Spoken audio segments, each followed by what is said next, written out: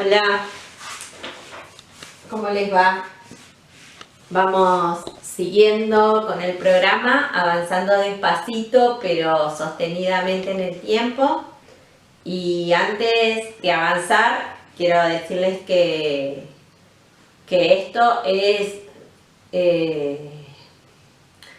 una manera artesanal también de vincularme con ustedes, con los elementos que tengo en casa, con la tecnología que tengo en casa y gracias a mi familia que está haciendo toda la logística para que yo pueda grabar. Quienes están del otro lado de la puerta, silencio, y quien me acompaña acá acomodando toda la escena para que esto salga lo mejor posible. Vamos a empezar la unidad 3. Esta parte es una de las partes más ricas, más jugosas, de mayor interés epistémico. ¿Qué quiere decir esto? Que tiene que ver con la producción del conocimiento acerca de lo grupal. Y en esta unidad me voy a súper detener en cómo entendemos lo grupal hoy. Decirles también que hace años venimos sosteniendo espacios con las cátedras de grupos de otras unidades académicas y que esto es una discusión que nos lleva mucho tiempo, cómo pensamos el campo grupal. Para ayudarnos a desarmar este tema, nos vamos a remontar a los orígenes de cuándo surge en la historia la palabra grupo, el vocablo grupo, qué trae consigo ese surgimiento, quiénes la nombran, por qué la nombran, a qué hacen referencia cuando la nombran, para luego decodificar las líneas de significación que se desprenden de estas palabras, de estos vocablos, y que nos van a acompañar a lo largo de la historia para poder pensar lo grupal o los grupos, y en sintonía de cómo los pensamos es que diseñamos la intervención. Para eso vamos a hacer un recorrido de los momentos epistémicos, que quieren decir momentos históricos de cómo la ciencia también fue entendiendo a los grupos y qué se producía en estos grupos y cómo se instalaban en el contexto, para qué y qué se trabajaba en esos grupos, y luego la mirada del dispositivo de la mano de Foucault y del dispositivo grupal como una posibilidad de intervención desde el trabajo social con grupos. Entre el puente que vamos a hacer entre dispositivo grupal y tercer momento epistémico con la mirada del nudo, es donde la cátedra se inscribe para trabajar estos contenidos, ¿sí? Bueno, ¿quiénes nos van a acompañar en esta unidad? Nos van a acompañar Marta Souto, Ana María Fernández, Ana María del Cueto y Laura Gazdilewicz. Ellas son todas argentinas, todas mujeres argentinas que se han dedicado al campo de lo grupal, pero no desde el trabajo social, sino Marta Souto desde la didáctica y Ana María Fernández desde la psicología. Igualmente, digamos, si nosotros nos pensamos en la unidad 2, cuando vimos lo de la complejidad y cuando dijimos que abandonábamos esas fronteras totalmente cerradas y estrechas de lo disciplinar para abrirnos a lo interdisciplinar, para abrirnos al mundo de los atravesamientos y a las transversalidades, es que el trabajo social no va, o por lo menos así lo entiendo yo, no va a seguir con anteojeras de manera obtusa lo disciplinar y la especificidad, una discusión muy fuerte que nos damos adentro del trabajo social, quienes nos inscribimos en este lugar, que lo que queremos es ablandar, difuminar esta frontera, porque necesitamos de múltiples ciencias para entender el campo grupal. No lo entendemos desde el trabajo social solamente. Y las respuestas, obviamente que no vienen desde el trabajo social. Entonces, nos amigamos con estas psicólogas argentinas. Pensemos en Sousa Santos cuando decía que de la violencia colonial. El programa de la cátedra está centralmente inscrito en autores y autoras argentinas y argentinos y latinoamericanos. Entonces, esta unidad la transitamos de la mano de ellas dos y de estas 4 mujeres, Gazdilewicz, Del Cueto, Fernández y Souto, y vamos a tratar de ir haciendo puentes con el trabajo social. Bueno, dicho esta presentación, ¿a qué me voy a abocar en esta parte de la materia? Primero, a pensar el origen del vocablo grupo. Cuando nosotros pensamos en una palabra, la pensamos, cerramos los ojos y decimos mesa, y rápidamente nos aparece la imagen de la mesa. ¿Cuándo aparece la imagen del grupo? ¿Cuándo aparece el grupo como lo pensamos hoy? Si yo les digo a ustedes, piensen en casa, hagan una definición de grupo, seguramente que al encuentro virtual vamos a llegar con definiciones totalmente diferentes, mediadas por la experiencia cotidiana de ustedes, pero que también van a tener cuestiones comunes. Por ejemplo, en un grupo no pueden faltar personas y tienen que ser varias para que sea grupo.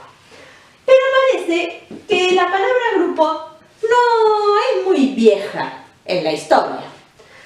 En el Renacimiento se nombraba grupo a las esculturas, a lo pictórico, al conjunto de elementos que estaban en una obra de arte.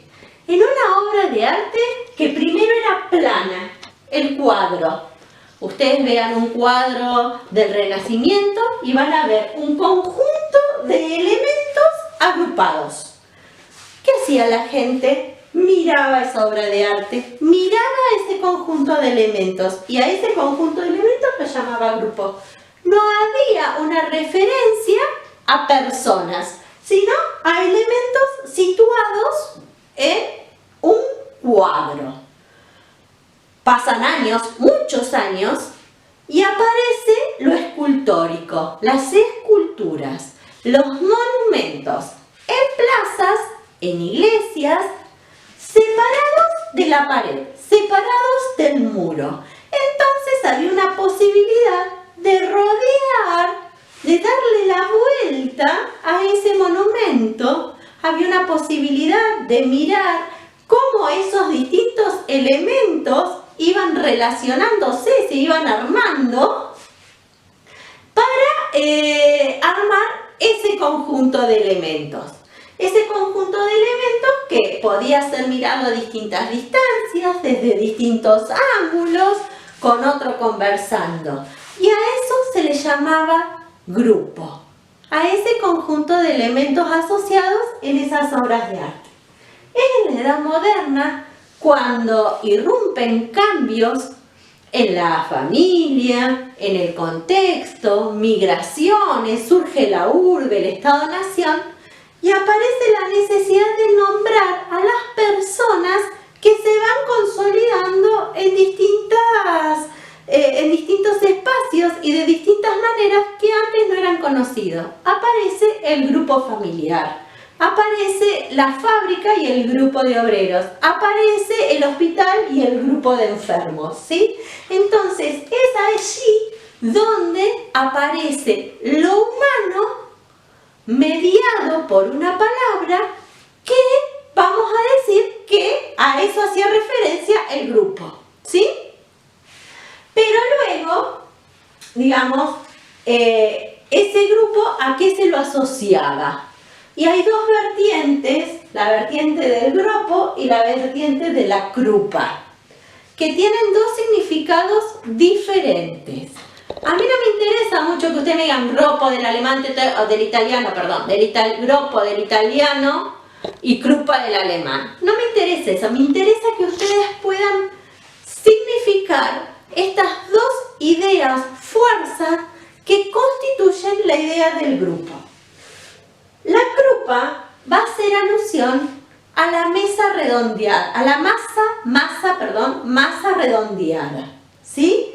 A a la imagen del círculo, a la imagen de una mesa redonda de los caballeros sentados alrededor de la mesa a una misma distancia entre sí y con el centro. Y en lugar del centro, ¿quién lo ocupaba?